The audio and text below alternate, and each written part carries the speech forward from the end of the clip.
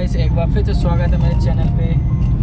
और सबका स्वागत, वंदन, अभिनंदन करना भूल जाता हूँ मैं। फिर से कर रहा हूँ स्वागत, वंदन और अभिनंदन। और जो मेरे चैनल पे नए हैं वो मेरे चैनल को सब्सक्राइब कर लें, बेल आइकन को प्रेस कर दें, जिससे मेरे नए नोटिफिकेशन, नए वीडियो के अपडेट आपको सबसे पहले मिल जाए। तो आज मैं फिर से एक नई जगह पे घूमने जा रहा हूँ। और वैसे तो मैं सारे भगवानों के टेम्पल घूमता हूँ, लेकिन इस टाइम क्या है, शंकर भगवान से कुछ मेरा ज़्यादा दिल का रिश्ता हो गया है। तो मैं इस समय शंकर जी के ही मंदिर जा रहा हूँ। तो आज फिर से मैं हमारे शहर सतना में गैवीनाथ है बिरसिंहपुर में, वहाँ जा रहा हूँ। और वहाँ जाके वहाँ के आपको गैवीनाथ धाम के दर्शन कराता हूँ। और इस मंदिर के बारे में बहुत सारी कहावतें हैं, बहुत सारी सच्चाई हैं।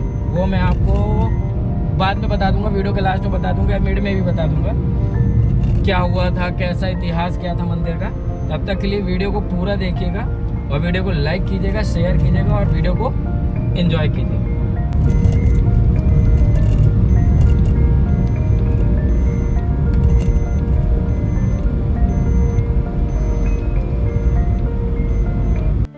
तो चलिए मैं आपको इस जगह का इतिहास बताते चलता हूँ।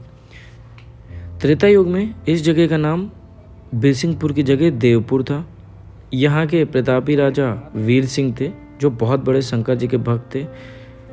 मतलब इतने बड़े भक्त थे कि वो अपने घोड़े से ही रोज उज्जैन महाकाल दर्शन करने यहाँ से जाया करते थे, डेली।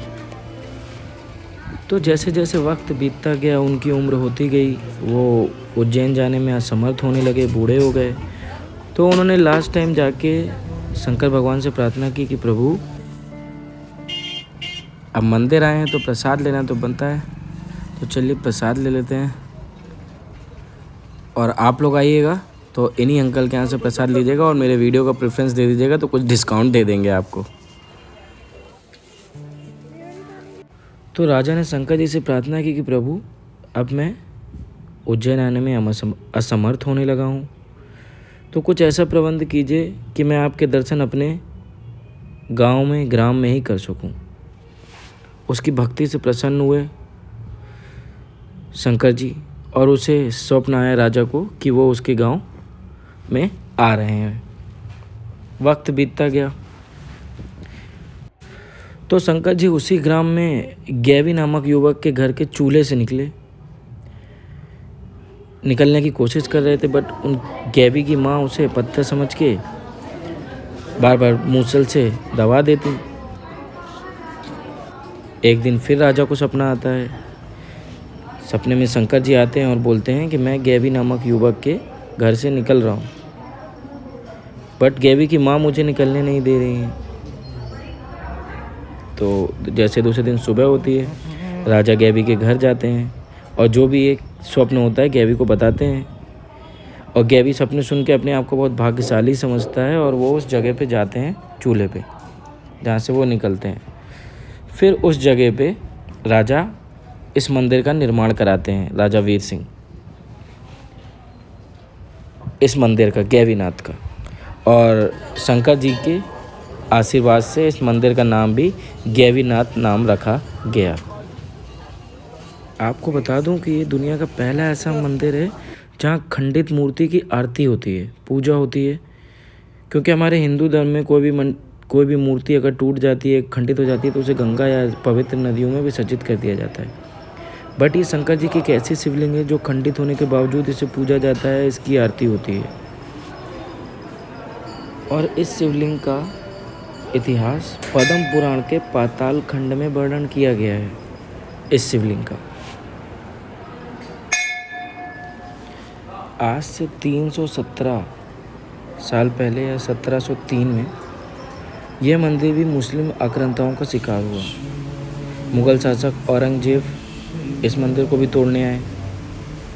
उन्होंने अपनी सेना को इस शिवलिंग को तोड़ने का ऑर्डर दिया। उन्होंने पत्थर चलाए, हथौड़े चलाए, कुछ नहीं हुआ। फिर औरंगजेब खुद इस शिवलिंग पे 5 प्रहार किए तलवार से। पहले प्रहार से शिवलिंग से दूध निकला, दूसरे प्रहार से शहद निकला, तीसरे प्रहार से खून निकला और चौथे प्रहार से गंगा जल निकला। और जैसे ही 5वां प्रहार किया, शिवलिंग से मधुमक्खियों का झुंड निकला, सर्प निकले और ये सब देख औरंगजेब और उसके सैनिक वहाँ से जान बचा के भाग निकले।